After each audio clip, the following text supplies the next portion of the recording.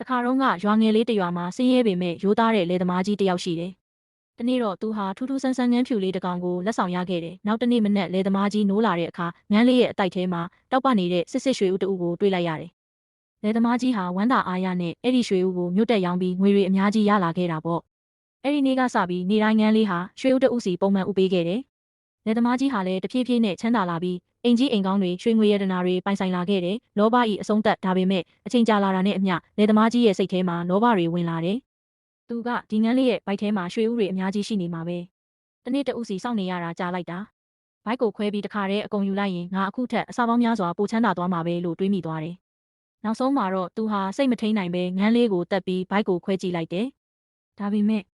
ငန်းရဲ့ဘိုက်ထဲမှာတခြားငန်းတွေလိုပဲတာမန်ဦးတွေကလေးစာတွေပဲရှိနေပြီးရွှေဦးတစ်လုံးမှရှိမနေခဲ့ပါဘူး။ရလက်လယ်သမားကြီးဟာသူ့ရဲ့မိုင်မဲမှုကြောင့်နေတိုင်းရနေတဲ့ရွှေဦးကိုလည်းမရတော့သလိုချစ်စရာကောင်းတဲ့ငန်းလေးကိုလည်းဆုံးရှုံးလိုက်ရပါတော့တယ်။သူဟာနောင်တကြီးစွာနဲ့ငိုကြွေးနေခဲ့ပေမဲ့အရာအလုံးကနောက်ကျသွားခဲ့ပါပြီ။ပုံပြင်မှရသောသင်ငန်းစာလောဘကြီးလျင်ပျက်စီးတတ်သည်။မိမိတွင်ရှိသောအရာကိုရောင်ရဲတင်းတိမ်နိုင်မှသာဒုက္ခကိုရရှိနိုင်မည်ဖြစ်သည်။ဒီပုံပြင်လေးကရိုးရှင်းပေမဲ့ဘဝအတွက်အမြဲတမ်းထားစရာသင်ငန်းစာလေးတစ်ခုပါ။